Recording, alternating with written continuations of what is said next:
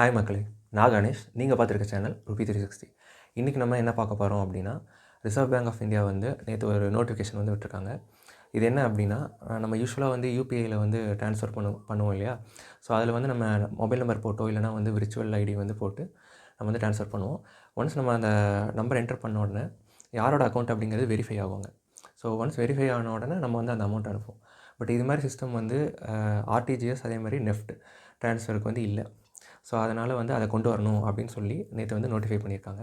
So இந்த நியூஸை நம்ம டீட்டெயிலாக பார்க்குறதுக்கு முன்னாடி ஃபஸ்ட்டு நெஃப்ட்னா என்ன, ஆர்டிஜிஎஸ்னா என்ன அப்படிங்கிறத நம்ம பார்ப்போம். நெஃப்ட் அப்படிங்கிறது நேஷ்னல் எலக்ட்ரானிக் ஃபண்ட் ட்ரான்ஸ்ஃபர். இது பார்த்திங்கன்னா low to medium range of amount வந்து நம்ம ட்ரான்ஸ்ஃபர் பண்ணிக்கிறதுக்காக ஃபஸ்ட்டு கொண்டு வந்தது. முன்னாடி வந்து பார்த்திங்கன்னா 2 lakhs வரைக்கும் தான் லிமிட் இருந்தது.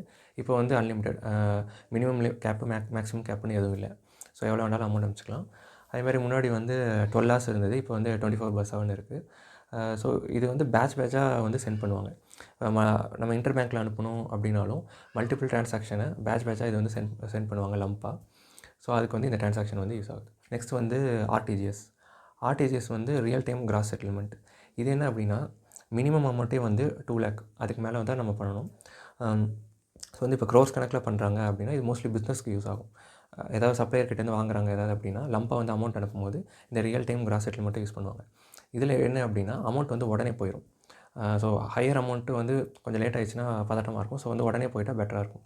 ஸோ அதனால் இது அதுக்காக வந்து கொண்டு வரப்பட்ட சிஸ்டம் இது. இதுலேயும் வந்து 24/7 தான். இதோட சார்ஜஸ் வந்து என்ன அப்படின்னா, ஆன்லைனில் வந்து ஃப்ரீ தான். பட் பேங்க்கை பொறுத்து அது வந்து மாறுபடும். ஆஃப்லைனில் பார்த்திங்க அப்படின்னா 5 lakhsக்குள்ளே பண்ணிங்க அப்படின்னா 24 rupees 50 paise.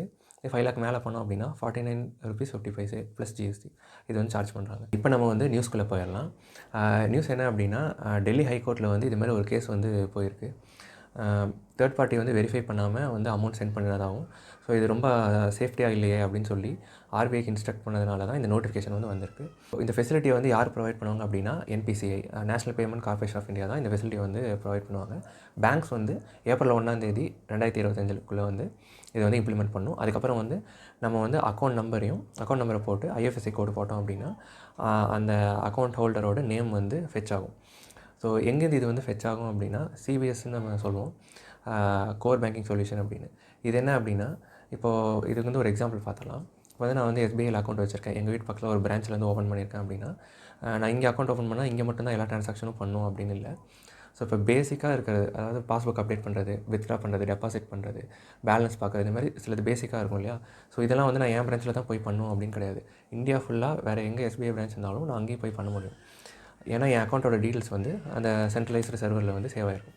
இப்போ நம்ம கூகுள் ட்ரைவ்லாம் இருக்கும், க்ளவுட் பேஸ்டுன்னு நம்ம சொல்கிறோம். ஸோ எங்கேருந்து வேணாலும் ஆக்சஸ் பண்ணிக்கலாம் அப்படின்னு. ஸோ அதேமாதிரி ஒவ்வொரு பேங்க்கும் சென்ட்ரலைஸ்டு இது வச்சுருப்பாங்க. அங்கேருந்து அவங்க எல்லா பிரான்ச்சும் வந்து அதை ஃபெச் பண்ணி எடுத்துப்பாங்க. ஸோ அந்த இடத்துல வந்து என்பிசிஐ வந்து இந்த மாதிரி ஃபெசிலிட்டி ப்ரொவைட் பண்ணி இதை அப்டேட் பண்ணுற மாதிரி நம்ம அக்கௌண்ட் நம்பர் போட்டோன்னா உடனே வந்து வெரிஃபை ஆகிற மாதிரி பண்ணி தருவாங்க. இதுதான் வந்து கோர் பேங்கிங் சொல்யூஷன். ஸோ மெயினாக இது எதுக்கு அப்படின்னா, இப்போ ஏதாவது சோஷியல் இன்ஜினியரிங் பண்ணி உங்களை சீட் பண்ணிட்டாங்கன்னு வச்சுக்கோங்க, இந்த மாதிரி அமௌண்ட் அனுப்பிச்சி விடுங்க அப்படின்னு சொல்கிறாங்க, நீங்களும் நம்பி போட ஆரம்பிச்சிட்டிங்க அப்படின்னா, ஒரு அக்கௌண்ட் நம்பரை போடுறீங்க அப்படின்னா அவங்களோட நேம் வந்து கரெக்டாக ஃபெச் ஆகணும். அப்படி இல்லாட்டி அது ஃபேக் அக்கௌண்ட்டுன்னு தெரியற வாய்ப்பு வந்து அதிகமாக இருக்குது. ஸோ அதனால் அந்த சைபர் ஃப்ராடை வந்து அவாய்ட் பண்ணுறதுக்காக இது மாதிரி நெஃப்ட்லேயும் ஆர்டிஜிஎஸும், ஏன்னா அதிக அமௌண்ட் வந்து அனுப்பும்போது ரொம்ப முக்கியமாக இருக்கிறனால இது ரெண்டையும் வந்து கேட்குறாங்க. மோஸ்ட்லி நம்ம யூபிஐயில் பண்ணாலும் இந்த ட்ரான்சாக்ஷனும் இன்னும் அவைலபிளாக இருக்கிறதுனால இதுலேயும் நிறையா வந்து ஃப்ராட்ஸ் வந்து நடக்குது. இன்னொன்று என்ன அப்படின்னா கன்வீனியன்ஸ். நம்மளே வந்து நெஃப்ட்லலாம் ட்ரான்சாக்ஷன் அனுப்பும்போது இப்போ ஒரு 1 lakh மேலே 2 lakh அந்த மாதிரிலாம் அனுப்பணும் அப்படின்னா கொஞ்சம் பெரிய தொகையாக இருக்குது அப்படின்னா ₹1 ஃபஸ்ட்டு அனுப்பிச்சு பார்ப்போம். அனுப்பிச்சு பார்த்துட்டு அது கரெக்டாக போயிடுச்சான்னு பார்ப்போம். பெனிஃபிஷரி சேவ் பண்ணி வச்சுட்டு அதுக்கப்புறம் செக் பண்ணுவோம். அப்பயும் செக் பண்ணிட்டு அதுக்கப்புறம் அந்த ஃபுல் அமௌண்ட்டை நம்ம அனுப்புவோம்.